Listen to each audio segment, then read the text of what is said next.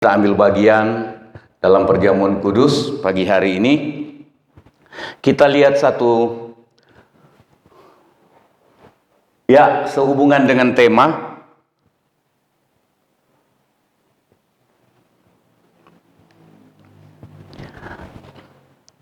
Lukas 21 ayat 36 mengenai berjaga dan berdoa. Ayatnya, berjaga-jagalah senantiasa sambil berdoa. Sama-sama. Supaya kamu beroleh kekuatan untuk luput dari semua yang akan terjadi itu, dan supaya kamu tahan berdiri di hadapan Anak Manusia. Saya bandingkan dengan bahasa Indonesia sehari-hari, terjemahan Alkitab bahasa Indonesia sehari-hari. Katakan begini, berjaga-jagalah dan berdoalah selalu, supaya kalian kuat mengatasi semua hal yang bakal terjadi, dan kalian dapat menghadap Anak Manusia. Jadi terjemahan baru, terjemahan yang kita pakai Alkitab ini, dikatakan supaya kamu beroleh kekuatan. Jadi kita disuruh berjaga dan berdoa supaya kita beroleh kekuatan. Di bahasa Indonesia sehari-hari dikatakan supaya kita kuat mengatasi.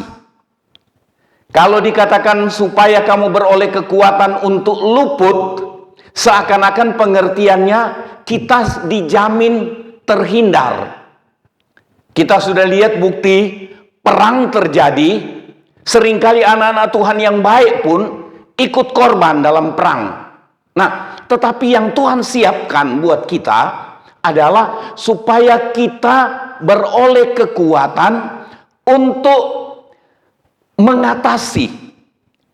Jadi kita tidak tertekan, kita tidak ditekan di bawah kesukaran yang terjadi. Nah, saudara yang dikasihi Tuhan, ayat ini, ayat 21 ini, ayat 36 ini dari Injil Lukas, Tuhan Yesus sedang berbicara mengenai beberapa tanda yang akan terjadi menjelang kedatangan Tuhan kali yang kedua. Tuhan Yesus katakan, jadi ayatnya, ayat lengkapnya sebagai pendukung dalam Lukas 21 ayat yang ke-9 katakan, Tuhan Yesus bilang begini, apabila kamu mendengar tentang peperangan, kita sedang mendengar berita perang. Tapi syukur kita tidak alami. Tetapi berita perang ada, dan pemberontakan. Terjemahan lain katakan huru-hara. Demo yang brutal itu huru-hara. Kita lihat di Indonesia tidak sedikit. Demo brutal itu huru-hara. Ini tanda sekarang orang terlalu gampang bikin huru-hara. Kalau dulu tidak terlalu gampang, sekarang gampang sekali. Ngomong seenaknya, bikin huru-hara, pemicu huru-hara. Kita lihat ini tanda kedatangan Tuhan, tanda menjelang kedatangan Tuhan. Tuhan ingatkan kita berjaga dan berdoa. Berjaga tidak cukup, harus berdoa. Berdoa tidak cukup, berjaga, harus berjaga. Nah, jangan kamu terkejut. Tuhan suruh kita jangan terkejut. Orang yang tidak terkejut hanya orang yang berjaga dan berdoa. Nah, janganlah kamu terkejut, sebab semuanya itu harus terjadi. Jadi perang, huru-hara atau pemberontakan, itu semua harus terjadi. Jadi kita berdoa, Tuhan tolong supaya perangnya berhenti. Tapi kalau firman Tuhan bilang akan terjadi perang, akan terjadi gempa, bencana dan lain-lain, kita boleh saja kita berdoa, Tuhan tolong supaya tidak terjadi. Tapi kalau terjadi, ya itu kegenapan dari yang Tuhan sudah bilang. Nah, tetapi itu tidak berarti kesudahannya akan datang segera. ayat 10, Tuhan Yesus berkata kepada mereka, bangsa akan bangkit melawan bangsa dan kerajaan melawan kerajaan. Ini soal perang. Ini soal perang. Jadi terjadi perlawanan satu bangsa dengan bangsa yang lain. Melawan, saling melawan di soal ekonomi, melawan secara fisik, pakai senjata. Ada yang bilang ini Rusia mulai serang, dan ada banyak yang ancam Rusia. Rusia bilang berani campur, berani ikut-ikutan, saya sudah siap. Jadi orang bilang perang dunia ketiga bisa terjadi, kita tidak tahu, tidak usah meramal. Tidak usah percaya dengan beberapa banyak siaran gereja yang mulai meramal. Jangan terlalu percaya. Percaya saja firman yang tertulis ini. Amin. Saya tidak meremehkan nubuat, tetapi seringkali orang nubuat dibuat-buat. Cuma untuk keren. Supaya dia lebih dulu mengetahui apa yang akan terjadi. Keren. Tidak usah keren-kerenan. Yang perlu, yang pasti, kita lihat yang Tuhan Yesus bilang, itu pasti terjadi. Gitu. Tidak usah terlalu percaya dengan segala macam nubuatan. Bukan saya tidak percaya nubuatan. Bisa terjadi ada nubuatan. Tetapi seringkali orang sudah terlalu seenaknya bicara, dia anggap itu dari Tuhan. Hati-hati. Firman Tuhan bilang, uji segala sesuatu. Uji, jangan langsung tergiur untuk segala macam yang luar biasa orang muat di YouTube, di apa saja. Tidak usah gampang tergiur. Bangsa akan bangkit melawan bangsa dan kerajaan melawan kerajaan. Ayat 11, dan akan terjadi gempa bumi yang dahsyat. Saudara seringkali dengar diprediksi begitu. Kalau itu Tuhan Yesus sudah bilang itu akan terjadi. Mau doa, puasa, jungkir balik, itu akan terjadi. Yang Tuhan persiapkan kita kuat menghadapi keadaan itu. Dan kita bertahan dalam iman. Amin. Nah, gempa bumi yang dahsyat, dan di berbagai tempat akan ada penyakit sampar. Dan tidak selesai-selesai. Belum selesai-selesai ini penyakit sampar. Dari COVID apa, kemudian jadi D, jadi Omikron, mau jadi apa lagi? Tidak usah bingung. Berjaga dan berdoa. Amin. Mau datang apapun, akan jadi gempa bumi dahsyat, ada penyakit sampar, dan kelaparan. Saya sarankan saudara untuk berjaga-jaga, jaga cara menggunakan uang di hari-hari ini. Yang tidak perlu, tidak usah beli. Tidak usah beli yang tidak perlu. Saya tidak bicara lebih banyak di siaran langsung ini. akan di-upload ke YouTube, jadi saya tidak bicara banyak soal itu. Nah, dan akan terjadi juga hal-hal yang mengejutkan dan tanda-tanda yang dahsyat dari langit. Nah, ini berjaga senantiasa dan berdoa. Berjaga, waktu lalu saya sudah sampaikan, tetapi saya ulang dengan beberapa perbedaan. Memperhatikan hubungan pribadi dengan Tuhan dan sesama. Itu salah satu pengertian kita berjaga. Berjaga, kita mulai periksa hubungan saya dengan Tuhan itu akrab atau asal-asalan. Periksa baik-baik. Saudara juga periksa diri. Saya datang duduk beribadah itu hati saya serius atau cuma asal datang duduk? Saya juga periksa diri, berjaga-jaga. Saya khotbah ini tujuannya untuk supaya kelihatan hebat, atau saya punya tujuan sesuai dengan kehendak Tuhan untuk tuntun jemaat supaya kuat dalam Tuhan. Tuhan yang selidiki, tetapi saya perlu periksa diri. Tuhan, apa pendorong. Apa motivasi saya ketika saya mempersiapkan firman Tuhan untuk disampaikan ke jemaat? Saudara yang duduk, apa motivasi saya duduk beribadah? Apakah serius saya mau tangkap firman, atau saya sekedar duduk supaya kelihatan saya ada? Itu yang salah satu cara berjaga-jaga, memeriksa diri, menghadapkan diri, siapa saya hari ini di penilaian Engkau Tuhan. Kan begitu. Nah, memperhatikan hubungan pribadi dengan Tuhan dan juga hubungan kita dengan sesama. Apa ada dendam? Apa ada sakit hati berkepanjangan? Apa ada rasa kepahitan dan tidak mengampuni? Saudara, itu membuat kita kehilangan keselamatan tanpa kita sadari.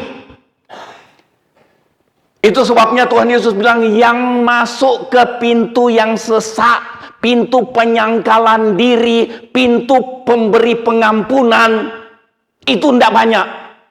Tapi banyak orang ingin selamat, ingin masuk surga, tetapi sedikit yang mau berjuang untuk alami tekanan hidup karena mengampuni padahal terlalu disakiti.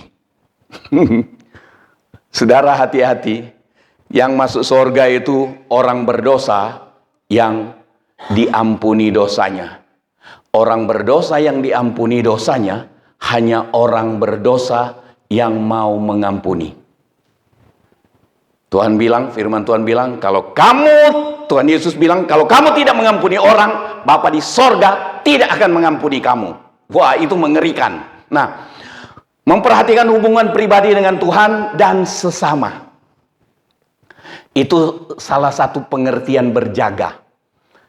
Pengertian lain, memperhatikan bagaimana cara kita menggunakan waktu dan menggunakan harta. Harta jangan anggap karena saya pinter kerja dan saya pekerja keras. Bukan. Saya berpengalaman kerja. Bukan. Tetapi kita ingat, di luar Tuhan kita tidak dapat berbuat apa-apa. Amin. Harus ingat itu, supaya kita hati-hati gunakan waktu hidup kita ini. Gunakan harta yang Tuhan percayakan ke kita. Gunakan kemampuan apa yang Tuhan berikan kepada kita. Kemampuan untuk ngomong bagus. Jangan jadikan itu kesempatan untuk memutarbalikkan omongan. Ada orang yang Tuhan berikan kepintaran ngomong. Ada beberapa tokoh di negara kita ini, Tuhan beri kemampuan ngomong. Ngomongnya bagus. Tetapi sekarang dia putar balik-balikkan itu omongan. Sampai presiden dia berani maki-maki. Sayang, Tuhan akan minta pertanggungjawaban kita semua. Apa yang Tuhan percayakan kemampuan kita, entah kemampuan bawaan kita, talenta kita, waktu kita, harta kita, Tuhan akan minta pertanggungjawaban cara menggunakan. Nah, berjaga artinya kita mulai merenung. Saya hari ini gunakan kesempatan saya, waktu saya, talenta saya, harta saya gunakan bagaimana caranya. Itu berjaga-jaga. Oh Tuhan, sudah keliru. Oh Tuhan, kalau mulai keliru, saya ingin kembali ke jalan dan cara yang Tuhan mau. Itu namanya berjaga-jaga. Ketika kita berjaga-jaga, kita mulai sadari keadaan kita. Kita mulai berdoa, oh Tuhan, saya ingin kembali. Saya ingin kembali ada dalam kehendak-Mu. Berjaga juga, sekarang ini memperhatikan keadaan yang terjadi sekitar kita. Seperti sekarang ini. Kita lihat penyakit menular. Saya baru dapat telepon tadi malam. Di mana-mana orang bilang bantu doa. Sakit. ada yang tanda-tanda Omikron, ada yang pokoknya di mana-mana. Nah, kita lihat keadaan sekitar. Kita dengar berita perang. Kita berhati-hati. Tadi saya baru kemukakan. Kita hati-hati untuk gunakan harta, gunakan uang hari-hari ini. Hati-hati. Kita berjaga karena dengar keadaan. Presiden sudah umumkan, hati-hati. Kenaikan di banyak hal. Kenaikan barang-barang, kenaikan barang-barang kebutuhan hari-hari. Minyak mau habis, gas, naik gas, Ibu Lis. Gas naik, semua naik. Semua naik. Ini akan mengarah kepada kelaparan. Tiba-tiba orang cari beras sudah sulit juga, misalnya. Kacau pasti. Ini akan terjadi kekacauan. Itu sebabnya Presiden sudah bilang hati-hati. Nah, saudara dan saya, kalau kita lihat keadaan ini, kita berjaga-jaga, perhatikan, buka mata, buka telinga. Bukan cuma buka mata, buka telinga terhadap Tuhan, tetapi buka mata, buka telinga melihat situasi sekitar kita. Itu namanya berjaga-jaga. Kemudian berdoa, saudara sudah tahu ini, mempercayakan diri kepada Tuhan. Datang ke Tuhan, Tuhan saya percayakan hidup saya. Walaupun berita yang kedengaran mengerikan. Ada nyanyian kuno, zaman sekarang berjagalah, lihat dunia bergelora, kedengaran sana sini, banyak kabar menggemparkan atau menggentarkan. Kayaknya menggentarkan ya, menakutkan. Berlindunglah dalam sabda Allah katanya. Nah, mempercayakan diri, Tuhan apapun yang terjadi. Saya berusaha untuk menghindar, tetapi kalau sudah berusaha menghindar, tetapi tetap terjadi, jadilah kehendakmu. Kan begitu?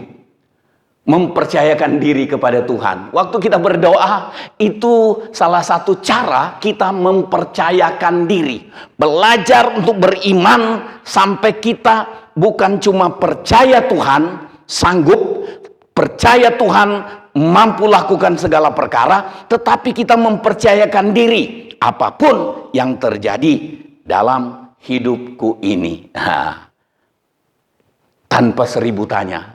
Banyak kali kan kita tanya, kenapa ini Tuhan? Kenapa ini Tuhan?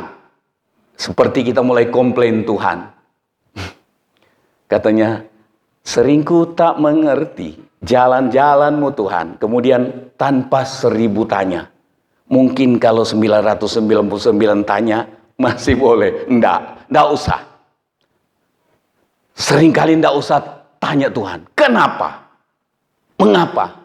Bilang, saya percaya Tuhan. Orang yang berdoa, orang yang berjaga, kemudian dia berdoa, adalah orang yang rela mempercayakan diri kepada Tuhan. Dengan rela. Apapun yang terjadi dalam hidupku ini. Amin. Mempercayakan diri kepada Tuhan. Kemudian berdoa juga artinya memohon perlindungan. Di situasi yang mengerikan, yang menakutkan, menggentarkan ini, kita memohon perlindungan. Kita dengar kesaksian tadi. Berdoa, memohon. Lama ya Cik Meing ya. Tapi saya senang dengar tadi apa yang dikatakan. Tetap percaya Tuhan memperhatikan. Itu yang perlu. Nah, Lukas 21 ayat 36 ayatnya, berjaga-jagalah senantiasa sambil berdoa supaya kamu beroleh kekuatan untuk luput dari semua yang akan terjadi itu. Yang kedua, supaya kamu tahan berdiri di hadapan anak manusia. Jadi berjaga dan berdoa ada dua hal, supaya kamu beroleh kekuatan untuk luput. Tadi dikatakan supaya kamu beroleh kekuatan untuk menjalani, menghadapi keadaan yang akan terjadi. Dan supaya tahan berdiri di hadapan anak manusia. Yang pertama, supaya beroleh kekuatan untuk luput. punya persamaan pengertian, mampu menghadapi kesukaran apapun yang akan terjadi. Jadi beroleh kekuatan untuk luput. Orang yang berjaga-jaga dan berdoa adalah orang yang akan oleh Tuhan, melalui dari Tuhan, dia dapat kemampuan menghadapi kesukaran apapun yang akan terjadi. Saya taruh dalam tanda kurung, ditolong secara ajaib. Dia tetap percaya Tuhan mampu tolong secara ajaib, tetapi juga dia tetap percaya bahwa jika Tuhan tidak tolong, Tuhan tetap ajaib. Amin. Tuhan mampu tolong secara ajaib, tetapi jika Tuhan tidak tolong pun, dia percaya, tetap percaya Tuhan tetap ajaib. Amin. Kemudian tidak bingung, tidak khawatir, tidak takut. Jadi orang yang beroleh kekuatan untuk luput, artinya orang yang beroleh kekuatan untuk bertahan hadapi keadaan apapun, keadaan yang sedang terjadi. Tidak bingung. Silakan, sudah ada pengumuman, hati-hati. Sudah ada pengumuman bahwa ini keadaan sulit. Sudah berita mengenai perang yang tiap hari terus terjadi. Dan pasti berpengaruh. Kalau nggak salah, minyak sudah naik lagi. BBM. Tambah naik. Tambah sulit. Gas sudah diumumkan naik. Nggak tahu kecuali gas yang warna melon. Gas khusus orang miskin. Tapi banyak orang kaya yang beli. Tapi menghadapi keadaan apapun, orang yang berjaga dan berdoa adalah orang yang tidak bingung, tidak khawatir. Tidak khawatir. Dia waspada, dia atur baik-baik apa yang ada, uang yang ada kalau ada uang. Kalau tidak ada uang, dia berjaga-jaga dan membuat dia tidak khawatir, tidak takut. Kalau memang sudah berusaha kemudian tidak ada persediaan hari ini, mau apa? Jangan kebingungan tiba-tiba saudara pergi borong berkalung-karung beras di toko. Boleh beli juga beberapa, tapi jangan jadi orang yang kebingungan. Ya, nah, dia tidak takut. Filipi 4 ayat 13, ini salah satu contoh orang yang beroleh kekuatan untuk luput, untuk ada menghadapi keadaan apapun. Segala perkara dapat kutanggung di dalam Dia yang memberi kekuatan kepadaku. Amin. Segala perkara dapat kutanggung di dalam Tuhan yang memberi kekuatan. Di dalam Tuhan yang daripadanya saya kuat. Oleh karenanya saya kuat. Begitu. Nah, yang kedua, orang yang Tuhan suruh berjaga dan berdoa. Yang kedua, supaya kamu tahan berdiri di hadapan anak manusia. Ini seringkali jadi agak sulit pengertiannya. Kok tahan berdiri di hadapan anak manusia? Yang dimaksud dengan anak manusia yaitu Tuhan Yesus. Ketika Tuhan datang kembali, Tuhan seringkali bilang dia, anak manusia akan datang kembali. Anak manusia. Nah, yang dimaksud itu Tuhan Yesus sendiri. Supaya kamu tahan berdiri di hadapan anak manusia. Ini pengertiannya bukan supaya kita tahan berdiri di depan Tuhan Yesus. Tetapi pengertiannya iman tidak menjadi goyah. Iman kita, percaya kita, penyerahan diri kita, mempercayakan hidup kepada Tuhan itu tidak goyah. Tidak goyah. Kemudian tahan berdiri di hadapan anak manusia artinya bertahan dalam keselamatan sehingga dapat menyambut kedatangan Tuhan Yesus atau anak manusia itu datang pada kedua kalinya.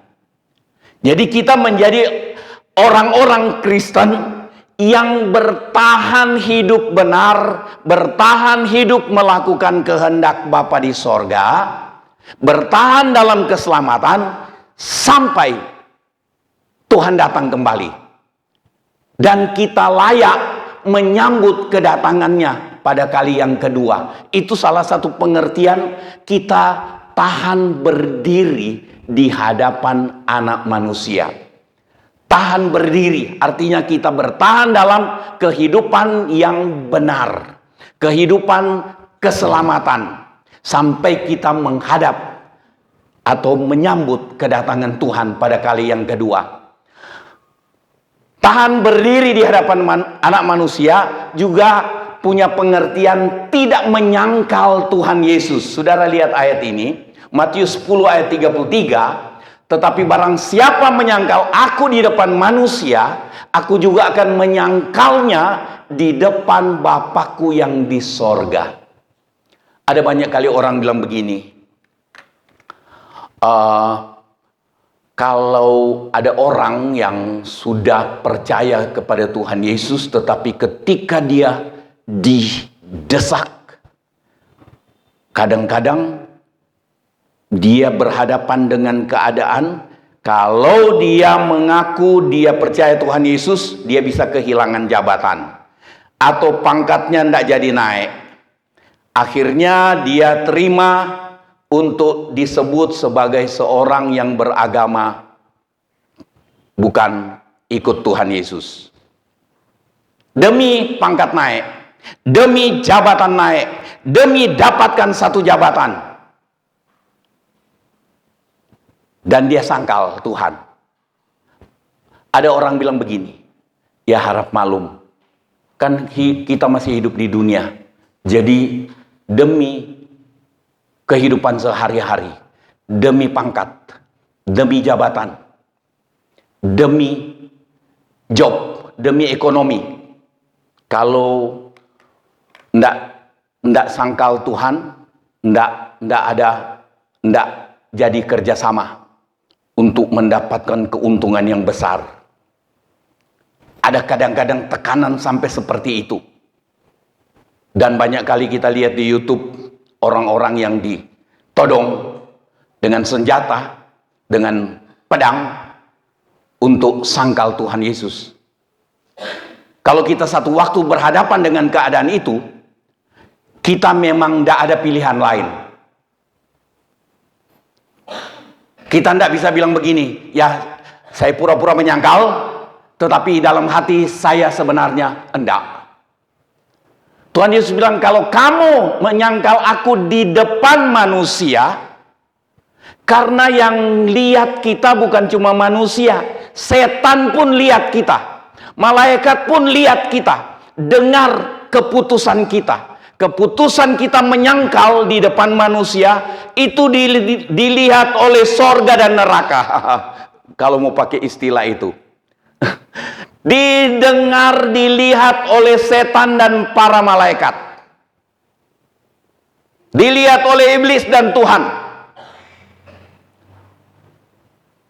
Jadi tidak ada kompromi untuk menyangkal. Nah, Tuhan persiapkan kita berjaga dan berdoa sehingga kita kuat bertahan ketika kita ditekan untuk tinggalkan Tuhan Yesus, sangkal Tuhan Yesus, atau kamu kehilangan jabatanmu. Sangkal Tuhan Yesus atau kamu kehilangan kepalamu, kehilangan nyawamu. Ada pedang di depan, ada senapan di depan. Saudara, saya percaya akan ada hari itu makin nyata terjadi.